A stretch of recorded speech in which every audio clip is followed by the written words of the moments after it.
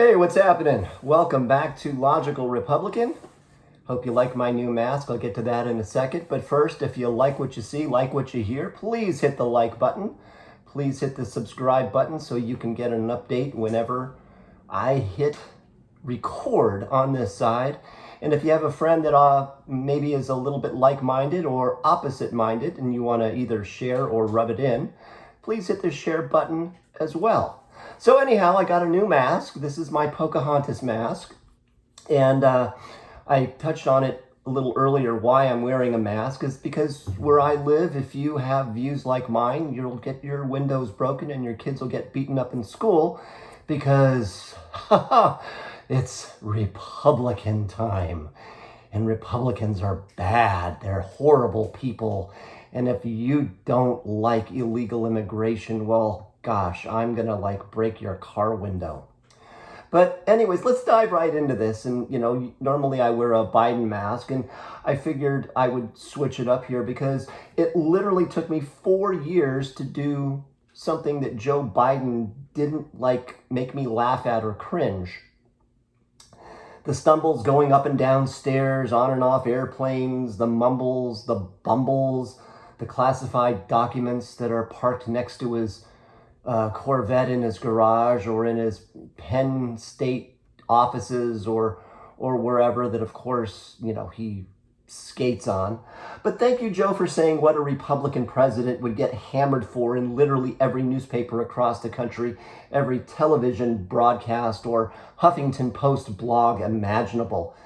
Thank you, Joe, for pointing out what many people have wanted to say, but would be labeled racist and asshole or xenophobe or whatever. They'd be labeled, and CNN would have panels.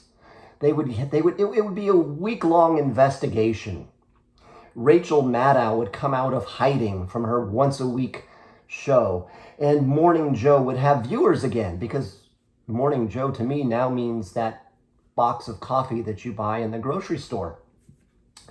But what Joe did that really made me chuckle and smile for once was he called out a number of countries for being xenophobic. Oh, yes, Joe said it. It was unscripted, and his handlers probably weren't all too happy about it because there was spin and CNN helped him spin it. But of course, he didn't say it to a crowd while on camera where people could ask questions or somebody could toss a tomato his way. I don't think it was scripted or authorized. It just kind of was blurted out, as Joe has a tendency to do. He says stuff that he's probably not supposed to say. But, his bosses and the ones who control his moves and speeches and thoughts, I think they are kind of pissed off. But I think Joe was telling the truth for once. Maybe once upon a time, Joe knew how to do that, but along the way, he's realized that telling the truth doesn't get him elected, or it doesn't get him the headlines, the favorable headlines that he wants. But giving his honest opinion on an observation that many have had and very few have actually had the guts to say. Joe called out Japan, China, Russia, and India as xenophobic. Of course, he could have added South Korea to that list and a few others, but, hey, that's okay. The cat is out of the bag, the rabbit is out of the hat. Now, he could have gone full Monty and called them racist countries or societies, but that's something for another post that I will jump feet first into. This was reported by CNN, and they had to massage the comments so the readers wouldn't get too mad at Joe, and the commentators had to kind of sidestep and mumble and jumble and how Joe could say this or why Joe would say that. But here's what he said. Japan, along with India, Russia, and China, would perform better economically if the countries embraced immigration more. Again, of course, Joe didn't actually say that. That was the CNN spin on it. But that was kind of the gist of it. And his mouthpiece, Karine Jean-Pierre, said he was saying that when countries who... What did he say? What did she say again? He was saying that when it comes to who we are as a nation, meaning America, we are a nation of immigrants. That is in our DNA. That was her spin or the DNC's spin or his handler's spin on it. CNN, to its credit, covered this, but if it was Trump who said this, it would have been blown up like his shithole of a country comment. Remember that one? Oh, yes, he's racist because he calls shithole of countries shitholes, which they are. I've been to a bunch of shitholes before. But this is what Joe said, quote, "You know, one of the reasons why our economy is growing is because of you and many others. Why? Because we welcome immigrants. We look to the reason. Look, think about it. Why is China stalling so badly economically? Why is Japan having trouble? Why is Russia? Why is India? Because they're xenophobic. They don't want immigrants." Well, we could talk about all the Middle East countries that won't take Muslim immigrants and make them go to Germany and Greece and here and wherever all else, but maybe that's all part of the greater Islamic plan. I don't know. But I haven't checked out what that government official from China who loves calling America racist on Twitter has surely jumped into the fray and said something. You know, the guy, I forget, he's like a parliament member or a communist committee member a couple steps down from Winnie the Pooh that has a Twitter account that is always jumping all over anything American press says or American politicians say that is any somewhat derogatory to China. But don't you think it's funny how a Communist Party member in China has a Twitter account and tweets regularly, even though Twitter is banned in China? Just a little odd. But anyways, of course, Joe and the Democrats are lukewarm on legal immigrants from developed countries because they may eventually turn into Republicans, or heck, we're not taking any more people from Cuba because we all know Cuban Americans are all Republican. They prefer the line-jumping, fence-hopping types that have anchor babies and rely on Democrat-funded health care and aid. Because why? Duh. They will become loyal Democrat voters when, and who knows when, the next Democrat president decides, hey, it's amnesty time. You've been here. You've been good. Now come on, join the party and vote for me, and let's have a one-party system. But back to the point here. When a so-called Western country doesn't want to take people in, they're labeled as racist or xenophobic. Germany took in 1 million, yes, 1 million Muslim refugees under the Angela Merkel regime. Why did Germany get stuck with these people who refuse for the most part to assimilate to German culture? Beyond me. Beyond most Germans, actually. But really, it's because other Muslim countries and their brothers didn't want them. Why is that? I don't know. Maybe they're the wrong kind of Muslims. Could be they were, I don't know, the wrong skin shade, or they didn't want to get stuck with the bill of 1 million freeloaders, because that's basically what Germany got stuck with, 1 million freeloaders. Mexico sure as hell doesn't want the Venezuelans or the Guatemalans or whatever migrants that pass through their country coming to the United States for a free 4-star hotel room to stop off in Mexico and leech off them. No. Free pass through. Get on a train. Go to the U.S. Get a hotel room. By the way, send us a postcard. Tell us how it is so we can send more of our people there. Oh, hell no. They don't want to get stuck. Mexico, they're not xenophobes. They're just the lubricant to get people on their way to the United States from wherever other country they're coming from. The French are xenophobes because they also have a Muslim problem. Yeah, okay, anyways.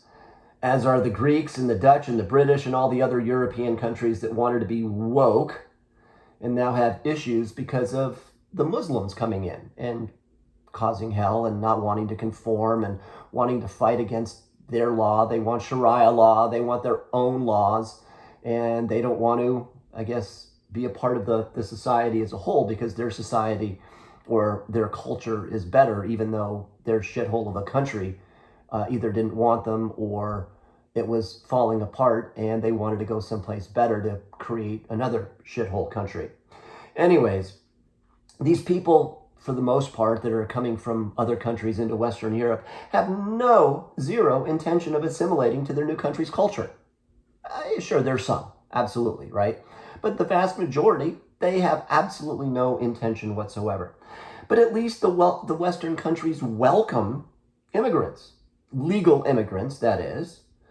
The Biden-mentioned countries have a near zero path toward immigration, like none, zero. It is it, it is homogeneous. It is literally a one culture, one ethnicity country.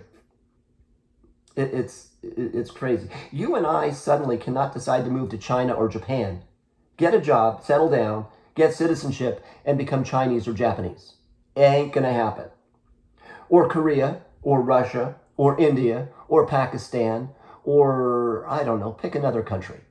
Just, it can't happen. But people from those countries can move here, and in a period of time or a generation can become part of the fabric of our society, because that's what we do. We're not xenophobic.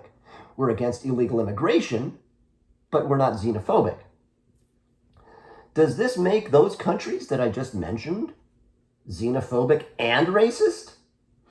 There are enough documented issues from Japan where half Japanese kids have been discriminated against in schools. What's her name? The tennis player. Her name escapes me right now.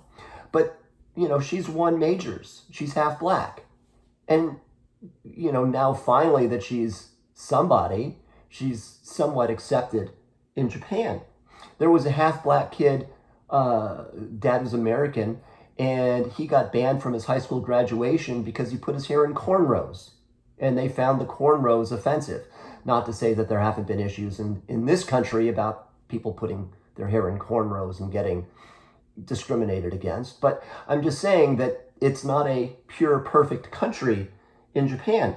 Jaden Smith's character, I don't know if you saw the reboot of The Karate Kid, he was basically a sideshow when his family were expats in China. His character was a sideshow in China. Oh, look at him. He's different. Russia, I'm not really going to defend Russia here, but the reality is, because of its size, Russia has 11 time zones, for goodness sakes, right? It goes from basically Western Europe to the eastern part of Asia, right? It's further east in Asia than any of the so-called Asian countries. But they've got all kinds of people, right? And they're all Russian. They're blonde and blue, where they could be mistaken for like Finnish or Finlanders or whatever Finnish people are called. I guess they're just called Finnish. And that's common. And then on the east end, the dark hair and the dark eyes, way, way, way, way on the other side of the country, where they could be mistaken for Korean. Because let's be real. Russia touches the Pacific Ocean. It is a Pacific Rim country. It is an Asian country. But anyways, that's beside the point. Now, are they welcome of immigrants?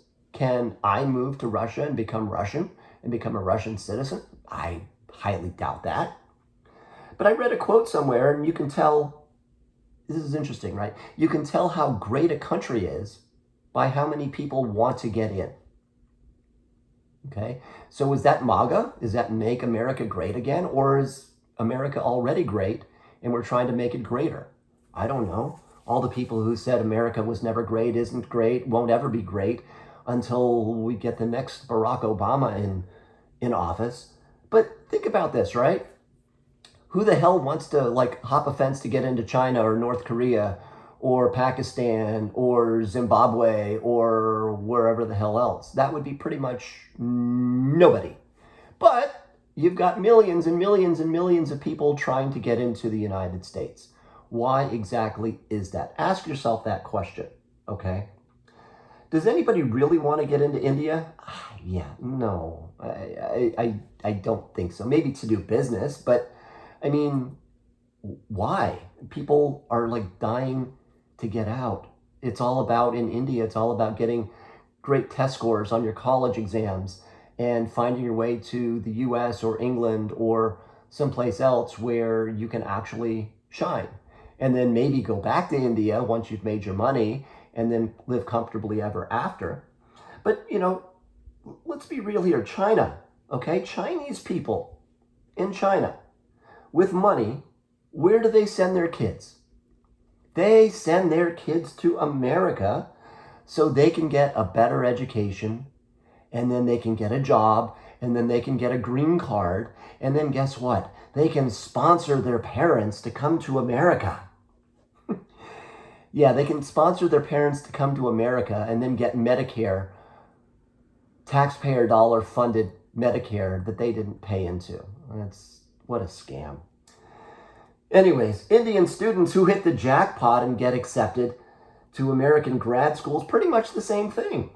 Get an H-1 visa, bring your parents, and that's okay. Not really, but it's okay.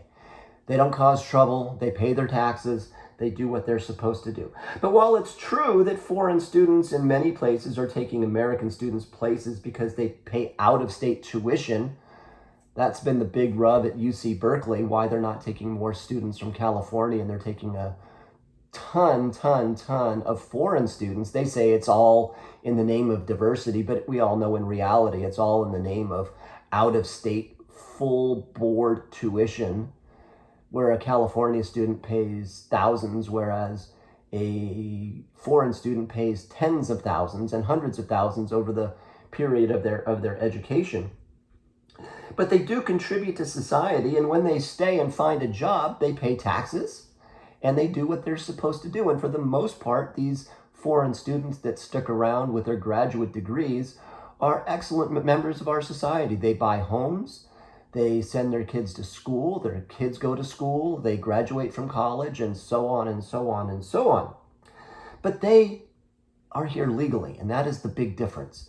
They came in the right way, through a student visa, through a work visa, whatever. They're not jumping a fence. They're not a strain on the tax system. They actually pay taxes. Their kids do well in school. It's all good, okay? But back to Joe.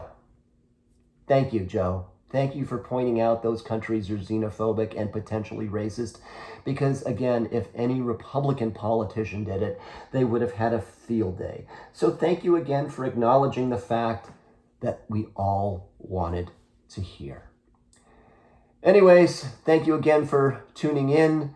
If you like what you see, like what you hear, hit the like button, hit the subscribe button so you can get this on a regular basis. And if you have a friend or foe that you agree or disagree with, share this with them so you can either make them smile or piss them off.